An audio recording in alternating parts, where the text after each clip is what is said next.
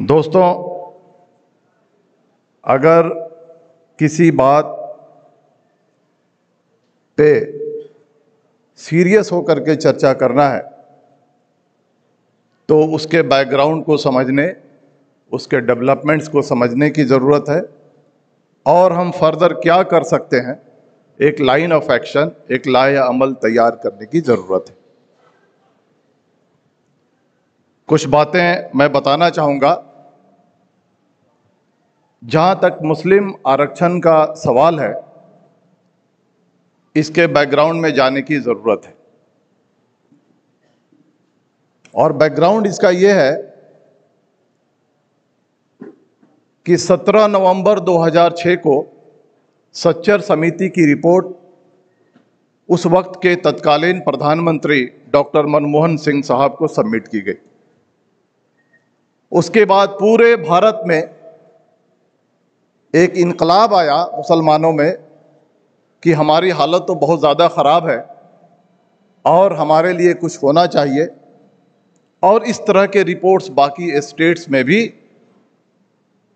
गठित होने चाहिए, पब्लिश होने चाहिए।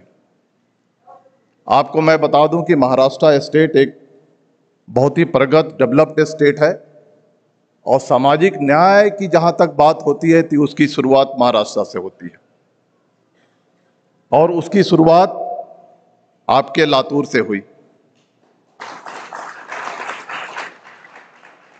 आपके लीडर स्वर्गीय श्री विलासराव देशमुख जी ने 2008 में महमूदुर रहमान कमेटी की गठन की। IAS महमूदुर रहमान उसके अध्यक्ष बने, कई मेंबर्स बने और कमेटी ने रिपोर्ट तैयार कर ली। ऐसा कहा जाता है कि कमेटी ने रिपोर्ट बहुत पहले तैयार की, लेकिन एक साजिश के तहत उसको बुलाया नहीं गया, उसको एक्सेप्ट नहीं किया गया और कमेटी ने अपनी रिपोर्ट अक्टूबर 2013 में उस वक्त के चीफ मिनिस्टर, सतारा के जो चीफ मिनिस्टर थे पृथ्वीराज चौहान साहब को सबमिट की गई। सारे क्रोनोलॉजी को थोड़ा सा समझिए। अक्टूबर 2013 में यह रिपोर्ट पृथ्वीराज चौहान साहब को यह रिपोर्ट सबमिट की गई। 23 मई 2014 को माननीय प्रधानमंत्री नरेंद्र मोदी जी इस अपने पद पर विराजमान हुए और उसके बाद महाराष्ट्र में 2014 का इलेक्शन ड्यू हो गया। कांग्रेस और एनसीपी को ऐसा लगा कि अब तो जमीन पैरों के नीचे से खिसक रही है, तो कम से कम जो कमिटेड वोट है मुसलमानों का उसको कम से कम इंश्योर किया जाए, उसको कम से कम सुनिश्चित किया जाए। और इस बात को ध्यान में रखते हुए उन्होंने मुसलमानों के रिजर्वेशन को सामने लाया। डेट को याद रखते जाइएगा। 25 जून 2014 को पृथ्वीराज चौहान साहब ने अपने कैबिनेट में एक अध्यादेश को पारित किया कि 5% आरक्षण मुसलमानों को दिया जाएगा और 16% आरक्षण मराठा लोगों को दिया जाएगा। 5 जुलाई 2014 यानी 10 दिन के बाद यह अध्यादेश लाया गया असेंबली में। ऐसा कहा जाता है कि अगर कोई अध्यादेश आता है और 6 महीने के अंदर अगर उसको पास नहीं किया जाए तो अध्यादेश जो है लैप्स हो जाता है। अध्यादेश उस वक्त पारित नहीं हुआ, उसके बाद इलेक्शन हुआ और आपको घटनाक्रम पता है कि बीजेपी की सरकार बनी। लेकिन जैसे ही ये असेंबली में पेश किया गया तो महाराष्ट्र के एक पत्रकार हैं मिस्टर केतन तिरोड़कर, वो मराठा आरक्षण और मुस्लिम आरक्षण के खिलाफ हाईकोर्ट चले गए। उन्होंने कहा कि मुसलमानों को मजहब के आधार पर आरक्षण दिया गया है और मराठाओं को में कोई बैकवर्डनेस नहीं है। ज्यादातर MLAs, MPs, मिनिस्टर्स और अधिकारी मराठा समुदाय से हैं, उनमें कोई भी बैकवर्डनेस नहीं है, उनको आरक्षण नहीं मिलना चाहिए। 14 नवंबर 2014 को हाई कोर्ट ने दोनों ही आरक्षण पे रोक लगा दी। लेकिन मुसलमानों के लिए कोर्ट ने कहा कि मुसलमानों में तालीम की बहुत ज्यादा कमी है, एजुकेशनल बैकवर्डनेस है, क्वांटिफिएबल डेटा है, और इसलिए सरकार को 5% आरक्षण मुसलमानों को शिक्षा में देनी चाहिए। शिक्षा में देने का मतलब है कि एजुकेशनल इंस्टीट्यूशंस में जब वहां पे एडमिशंस होता है तो एडमिशन में मुसलमानों को 5% आरक्षण मिलेगा। 14 नवंबर को ये डिसीजन आया। 15 नवंबर को देवेंद्र फडणवीस की सरकार की मीटिंग हुई और उस मीटिंग में पूरी तरह से मराठा आरक्षण को कैसे बचाया जाए इस पे चर्चा हुई और मुस्लिम आरक्षण पे एक लफ्ज भी किसी ने नहीं कहा। अब उससे आगे बढ़ते हैं। दिसंबर 2014 विंटर असेंबली सेशन नागपुर, उसमें मराठा आरक्षण का बिल को पेश किया गया और उसको पास किया गया, लेकिन मुसलमानों के रिजर्वेशन पे कोई चर्चा नहीं हुई। हमारे एमएलएज ने कुछ शोर मचाया, लेकिन उनकी तादाद इतनी ज्यादा नहीं है और इनकी आवाज इतनी तेज नहीं थी कि वो सरकार को इंप्रेस कर सके। उसके बाद मार्च 2015 में देवेंद्र फडणवीस ने मुस्लिम आरक्षण का जो विधेयक था उसको स्क्रैप कर दिया, उसको खत्म कर दिया गया। और इस पे ध्यान देने वाली बात है कि हाई कोर्ट के आदेश होते हुए भी इस आरक्षण को खत्म कर दिया गया। आज परिस्थिति यह है कि चारों तरफ मराठा आरक्षण की बात होती है, लेकिन मुसलमानों के आरक्षण की बात नहीं होती है। सरकार बनने के बाद जनाब देवेंद्र फडणवीस ने कहा था कि महाराष्ट्र का समाज उसी वक्त प्रगति कर सकता है कि जब यहां के समाज में रहने वाले सारे घटक प्रगति करेंगे, यानी मुसलमान भी प्रगति करेंगे। लेकिन जहां एक तरफ मराठाओं की बात होती है और मुसलमानों के रिजर्वेशन को खत्म किया जाता है। दोस्तों, बार बार यह कहा गया, चाहे वो बीजेपी की सरकार हो या कांग्रेस एनसीपी में जो दबे जुबान में कुछ लोगों ने कहा कि मजहब के बुनियाद पे लोगों को आरक्षण नहीं दिया जा सकता। मेरा यह मानना है, क्या मजहब के बुनियाद पे मॉब लिंचिंग हो सकती है? मजहब के बुनियाद पे किसी के आरक्षण को खत्म किया जा सकता है? मजहब के बुनियाद पे राइट हो सकता है? मजहब के बुनियाद पे लोगों की आर्थिक नाकाबंदी की जा सकती है? मजहब के बुनियाद पे आर्थिक बहिष्कार किया जा सकता है? जब सारे चीज मजहब के बुनियाद पे होते हैं तो आरक्षण मजहब के बुनियाद पे क्यों नहीं दिया जा सकता? दोस्तों, आज जो दलित समाज को जो रिजर्वेशन मिल रहा है, हिंदू दलित, सिख दलित और ईसाई दलित को शेड्यूल कास्ट का रिजर्वेशन है, लेकिन मुसलमानों में जो दलित हैं और ईसाइयों में जो दलित हैं उनको रिजर्वेशन नहीं है। अब आप बताइए, ये मजहब के बुनियाद पे है कि नहीं? एक तरफ तुम मजहब के बुनियाद पे आरक्षण देते हो और एक तरफ मजहब के बुनियाद पर तुम आरक्षण को छीनते हो। क्या ये सही है? हमारे जो एक्टिविस्ट, पॉलिटिकल एक्टिविस्ट, हमारे सामाजिक कार्यकर्ता जो काम कर रहे हैं, उनको सरकार से ये सवाल पूछना है कि सारा काम तो तुम मजहब के बुनियाद पे कर रहे हो। वक्फ का बिल मजहब के बुनियाद पे ला रहे हो, बुर्का मजहब के बुनियाद पे ला रहे हो, ट्रिपल तलाक मजहब के बुनियाद पे ला रहे हो, यूनिफॉर्म सिविल कोड मजहब के बुनियाद पे ला रहे हो, एनआरसी सीए मजहब के बुनियाद पे ला रहे हो। आरक्षण मजहब के बुनियाद पे तुम क्यों नहीं दे सकते? दोस्तों, ये जो सिचुएशन हमारे सामने है, इसके लिए हम जिम्मेदार हैं और वो पार्टियां जिम्मेदार हैं जिनको हम आंख बंद करके वोट करते हैं। अक्टूबर 2013 याद कीजिए, क्या कहा था मैंने? अक्टूबर 2013 को क्या हुआ था? महमूदुर रहमान कमेटी की रिपोर्ट पृथ्वीराज चौहान साहब को सबमिट की गई थी। अगर कांग्रेस और एनसीपी की सरकार अगर सीरियस होती तो अध्यादेश पहले लाते और जब इनकी सरकार रहती उसी वक्त पास करने की जिम्मेदारी इन पे होती, लेकिन उन्होंने ऐसा नहीं किया।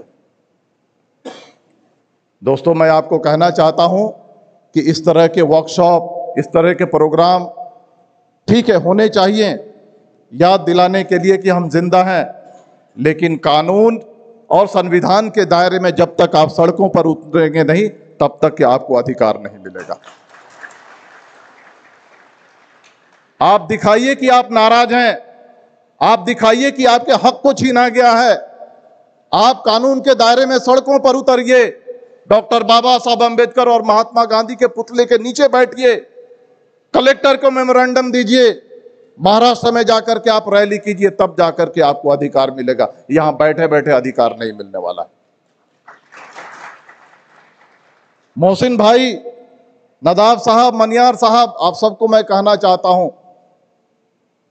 ज्यादा लोगों की जरूरत नहीं है। ऐसा कहा जाता है कि अगर इनकलाब लाना हो तो मासेज इनकलाब नहीं लाते, यानी बैठे हुए सारे लोग इनकलाब लेकर के नहीं आते। जो कमरों में बैठे हुए 5 लोग जो मासेज को कंट्रोल करते हैं, वो इनकलाब लेकर के आते हैं। आप हर जिले से 5 एक्टिविस्ट, कमिटेड एक्टिविस्ट का चुनाव कीजिए। 35-36 जिले हैं, 225 से लेकर के 200 लोगों को आप जमा कीजिए, इसका लाइन ऑफ एक्शन तैयार कीजिए। मैं हर तरह से मदद देने के लिए तैयार हूं। मैं अपने वक्त की कुर्बानी दूंगा, पैसे की कुर्बानी दूंगा, आपके साथ कदम से कदम मिला करके चलूंगा। आप ये 200 लोगों को जमा कीजिए, आप पूना में मीटिंग लीजिए, बॉम्बे में मीटिंग लीजिए, औरंगाबाद में मीटिंग लीजिए, आप नागपुर में मीटिंग लीजिए। एक वक्त ऐसा ठहराइए कि सारे कलेक्टर ऑफिस के सामने प्रदर्शन करके उनको मेमोरेंडम दीजिए, और एक बार ये इलेक्शन का जो माहौल है इसको खत्म होने दीजिए। उसके बाद बॉम्बे में आकर के सरकार को रिमाइंड कीजिए कि जब तक हमको हमारा जो जायज हक नहीं दिया जाएगा तब तक हम चुप नहीं बैठेंगे। ये कीजिए, तब जाकर के आपको अपना हक मिलेगा। ऐसे चुप बैठने से आपको कोई हक देने वाला नहीं है। एक बात और मैं कहना चाहता हूं दोस्तों, कि भारत में आरक्षण जो है यह सामाजिक न्याय का साधन नहीं है, यह हमेशा से एक पॉलिटिकल मुद्दा रहा है। शेड्यूल कास्ट और शेड्यूल ट्राइब को आरक्षण इसलिए दिया गया है क्योंकि उनको वोट का अधिकार है, और उनके आरक्षण को आज तक खत्म नहीं किया गया है इसलिए कि उनको वोट का अधिकार है। मंडल कमीशन को इसलिए लागू किया गया क्योंकि हमारे जो पिछड़ी जातियां हैं, जो ओबीसीज हैं, उनको वोट का अधिकार है। यानी जो आरक्षण है सरकार यह देख करके नहीं देती है कि कोई जाति पिछड़ी है या बैकवर्ड है या समाज के निचले पायदान पे है, इसलिए आरक्षण नहीं देती है। वो देती है कि इस जाति या इस समुदाय का कितना वोट है। और जब तक आप आंख बंद करके लोगों को वोट देते रहेंगे तब तक आपको आपका अधिकार नहीं मिलेगा। एक प्रयोग आपने किया लोकसभा में जहां पे आपको एक भी सीट नहीं दी गई। दूसरा प्रयोग आ रहा है असेंबली इलेक्शन। यह भी प्रयोग आप कर लीजिए, आपके सुपुर्द मैं करता हूं।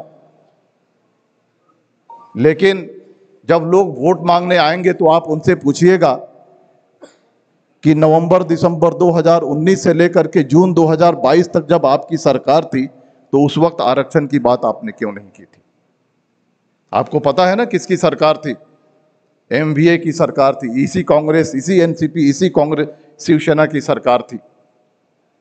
2.5 साल तक ये सरकार में थे और आपको हक तो दिए नहीं, उल्टा आपकी पहचान जाते जाते छीन करके चले गए।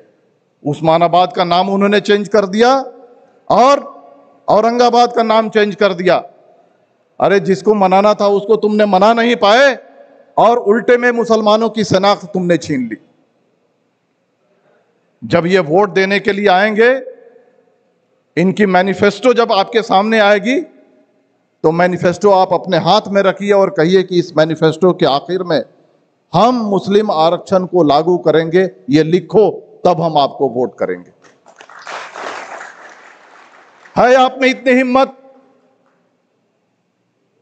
जब आप में इतनी हिम्मत होगी, जब जिसको आप वोट देते हैं आप सवाल करेंगे तभी जाकर के आपको अपना हक मिलेगा।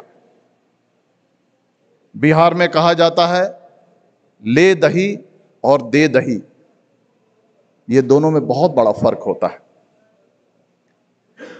दही बेचने वाला आता है तो हम समझते हैं कि वो जरूरतमंद है, हम कुछ भी दाम लगाते हैं।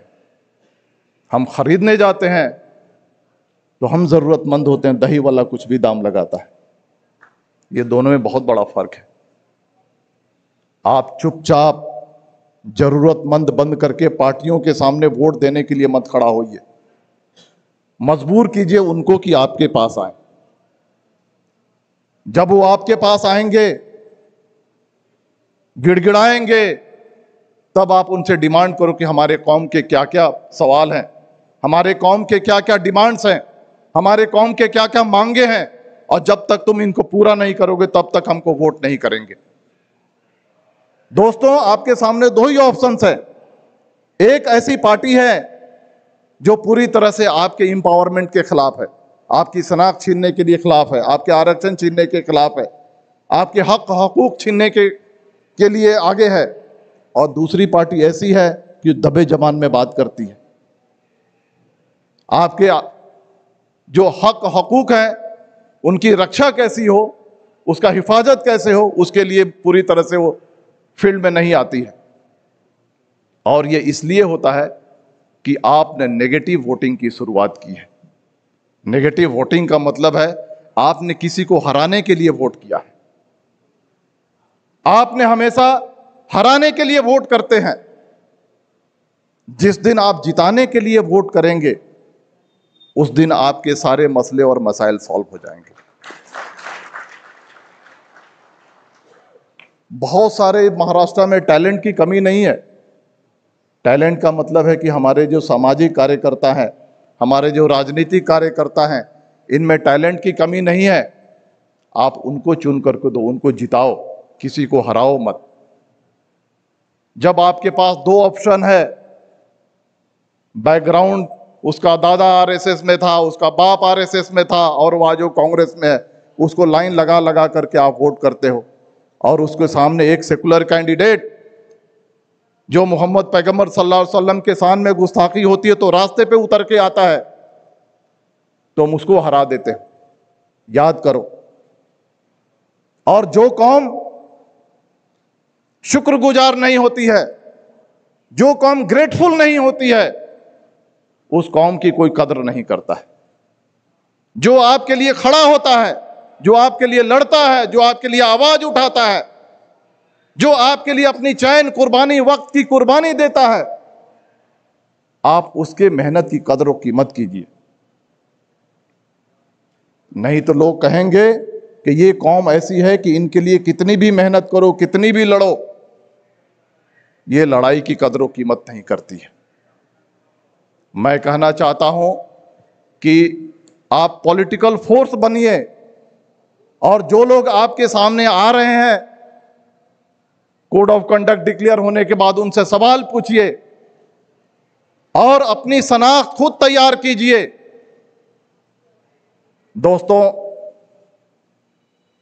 किसी के चप्पल उठा करके जो पहचान बनती है और अपनी चप्पल घिस करके जो पहचान बनती है, इसमें बहुत ज्यादा फर्क है। जिनके चप्पलों को लेकर के आप पहचान बनाते हैं, वो कभी भी आपको पहचान नहीं देंगे और ना आपको आगे जाने देंगे। अपनी चप्पल को घिसिए, मेहनत कीजिए। इस देश में सेकुलर पॉलिटिक्स का बहुत बड़ा स्कोप है।